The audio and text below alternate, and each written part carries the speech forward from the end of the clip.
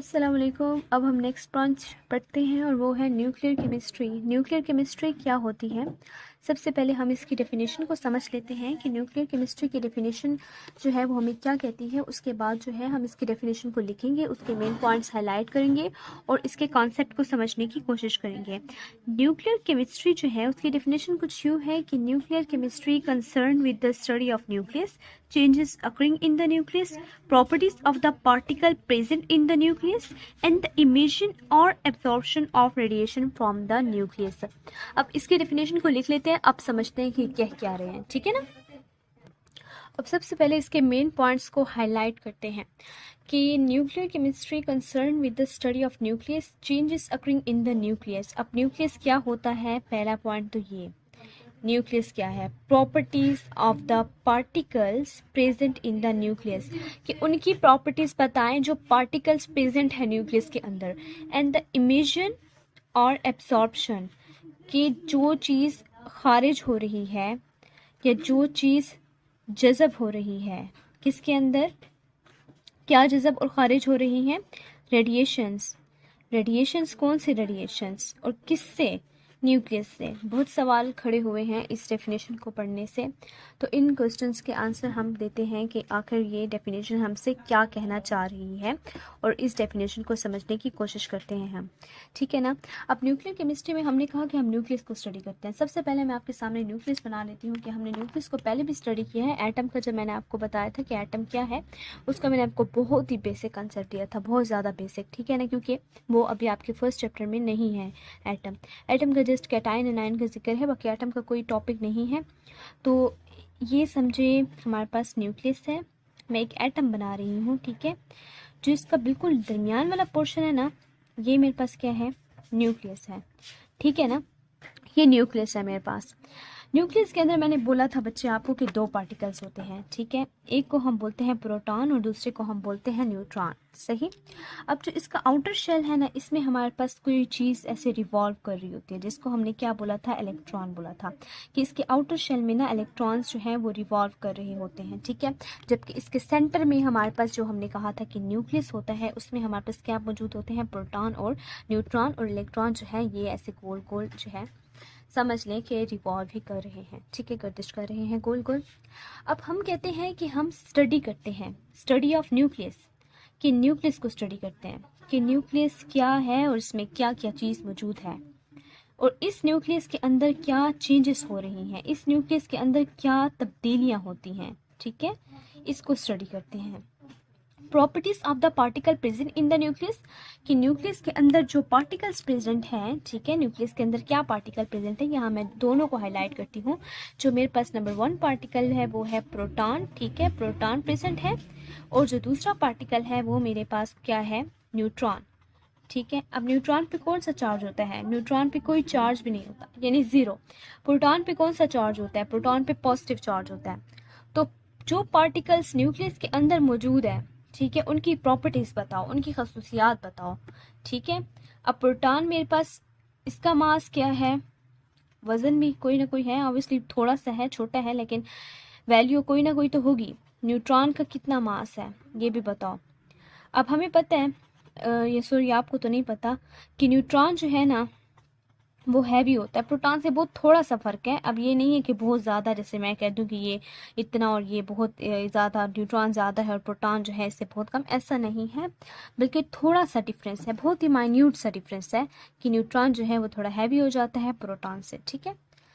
तो ये हमारे पास आ जाती है प्रॉपर्टीज़ में कि न्यूट्रॉन का मास, प्रोटॉन का मास, इन पे चार्ज कौन सा है, ये सब चीज़ें प्रॉपर्टीज़ में आ जाती हैं, कि properties of the particles present in the nucleus. ये मैंने आपको थोड़ा सा सिनेरियो बताया कि प्रॉपर्टी से क्या मुराद है, इसमें डीप भी हम लोग जा सकते हैं, लेकिन हम लोगों ने जस्ट डेफिनेशन तक रहना है।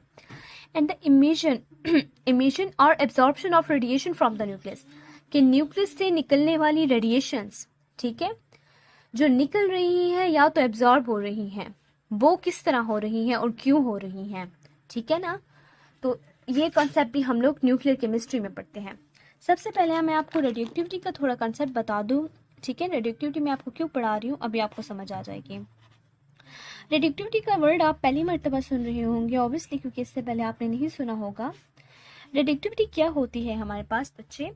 अच्छा, कुछ एटम्स ऐसे होते हैं हमारे पास ना, कुछ एटम्स ऐसे होते हैं ना जिनका जो एटॉमिक नंबर है ना, एटॉमिक नंबर Z से रिप्रेजेंट करते हैं। ठीक है, अब एटॉमिक नंबर क्या होता है?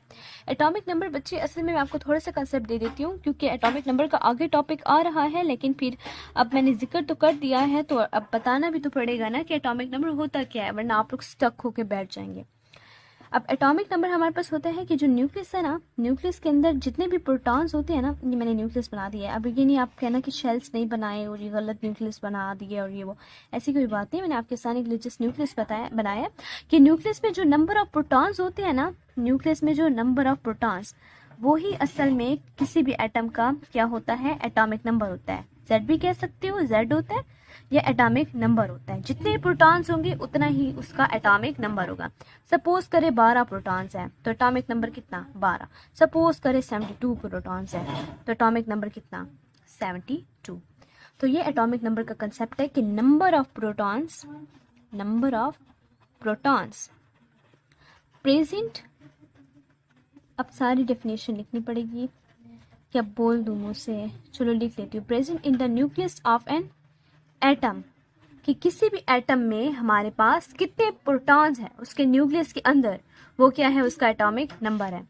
ठीक है ना। अब रेडिएक्टिविटी का हम लोग कंसेप्ट समझने जा रहे थे, लेकिन हम लोग एटॉमिक नंबर पे आ गए हैं। अब एटॉमिक नंबर से हमने मास नंबर पे नहीं जाना, बल्कि अपने पुराने टॉपिक पे आना है, रेडिएक्टिविटी पे। अब हमने कहा ना कि कुछ एटम्स ऐसे होते हैं जिनका एटॉमिक नंबर ना 82 से ज़्यादा होता है। ठीक है, 82 से ज़्यादा होता है। तो जो ऐसे एटम्स होते हैं ना, ये अनस्टेबल होते हैं, स्टेबल नहीं होते। ठीक है, बड़े बेचैन रहते हैं। ये कहते हैं कि हमें स्टेबल होना है। ठीक है ना, हमें स्टेबल होना है, हमें किसी ना किसी तरह स्टेबल करो। अगर कोई नहीं कर रहा स्टेबल तो हम खुद ही स्टेबल हो जाते हैं। कैसे स्टेबल होते हैं? अपने लिए खुद काम करते हैं, कोई आके इनको स्टेबल नहीं कर रहा, ये अपने आप को खुद स्टेबल करते हैं। ठीक है ना, काम खुद ही करना पड़ता है, कोई भी आपके लिए आके काम नहीं करेगा, अपना काम खुद करना पड़ता है। तो देखिए एटम आपको एक सबक सिखा रहे हैं। चलो भाई, मेन टॉपिक हमारा क्या है, उसी की तरफ ही आते हैं कि हमारे पास जो एटम्स हैं वो जिनका एटॉमिक नंबर 82 से ज़्यादा है, वो हाईली अनस्टेबल हैं और वो चाहते हैं कि उनको कोई स्टेबल करे, लेकिन कोई नहीं करता। तो चलो वो कहते हैं हम अपने आप को खुद ही स्टेबल करते हैं। तो स्टेबल करने का बस एक ही ज़रिया है उनके पास। कौन सा स्टेबल करने का ज़रिया है? कि वो क्या करते हैं, रेडिएशन इमिट करते हैं। क्या इमिट करते हैं? रेडिएशंस। अब यहाँ मैं आपको इस पेज पे ले आई हूँ, वह जगह ख़त्म हो गई थी कि ये एटम है, सॉरी एटम्स लिख दिया है। कमेंट में आ जाएगा कि मैम आपने एटम्स क्यों लिखा है, एटम्स तो बहुत सारे एटम्स होते हैं, एटम लिखना था, आपने गलती कर दी है।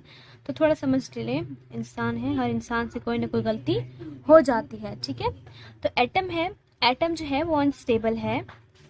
अनस्टेबल है तो ये क्या करेगा, इमिट करेगा रेडिएशन। ठीक है, इसने रेडिएशन इमिट की कि चलो मैं अपने आप को स्टेबल करूं, क्योंकि मेरे पास तो बहुत ज़्यादा एटॉमिक नंबर आ गया है, मेरा तो 82 एटॉमिक नंबर है, इससे भी ज़्यादा है। तो ये रेडिएशन इमिट करेगा, रेडिएशन इमिट करेगा ताकि ये अटेन कर सके स्टेबिलिटी, अपने आप को स्टेबल कर सके। Attain stability, to attain stability ये क्या करेगा, रेडिएशन इमिट करेगा अपने आप को स्टेबल करने के लिए।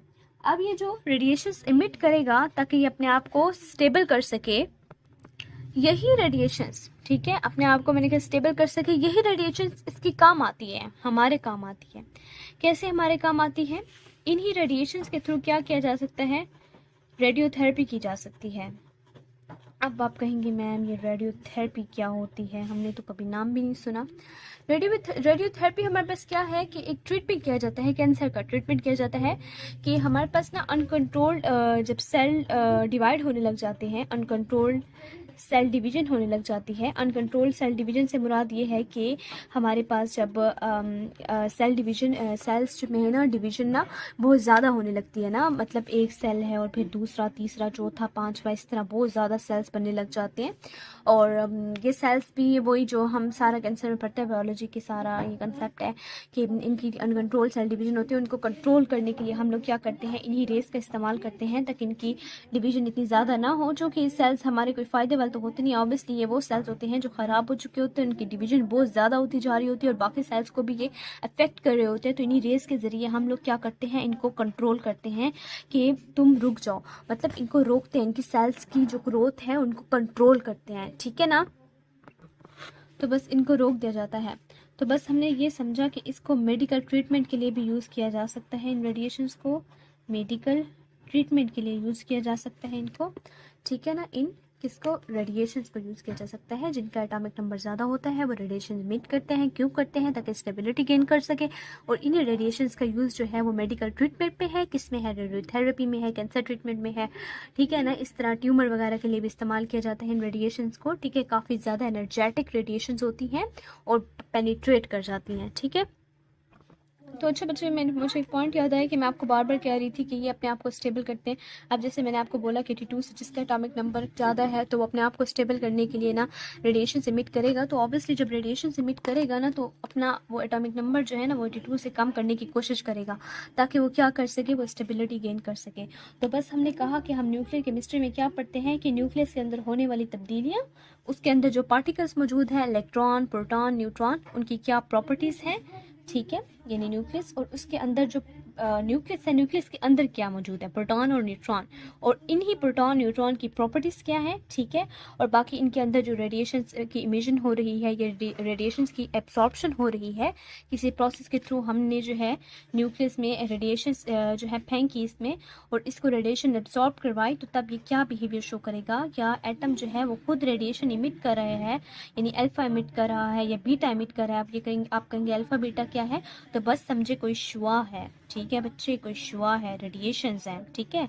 कोई रेडिएशन है जिसको हम कह रहे हैं अल्फा बीटा, और ये जो अल्फा बीटा है ना, ये आप जाके अगली क्लासेस में पढ़ेंगे, ठीक है। तो बस ये रेडिएशन इमिट करता है, अल्फा हो, बीटा हो या फिर गैमा हो, जो भी हो इमिट करता है ताकि स्टेबिलिटी गेन कर सके। और एब्जॉर्प्शन भी हम करवाते हैं, वो भी मुख्तलिफ मकासद के लिए। रेडिएशन इमिट भी होती हैं इनसे, वो भी मुख्तलिफ मकासद के लिए, हमने रेडियो एक्टिविटी में पढ़ लिया है। तो बस ये सारा था न्यूक्लियर केमिस्ट्री का कंसेप्ट। आई होप आपको समझ आया होगा। अगर आपको मेरा लेक्चर अच्छा लगा है तो लाइक करें, शेयर करें और मेरे चैनल को सब्सक्राइब करें और बेल आइकन को ज़रूर प्रेस करें। अल्लाह हाफिज़।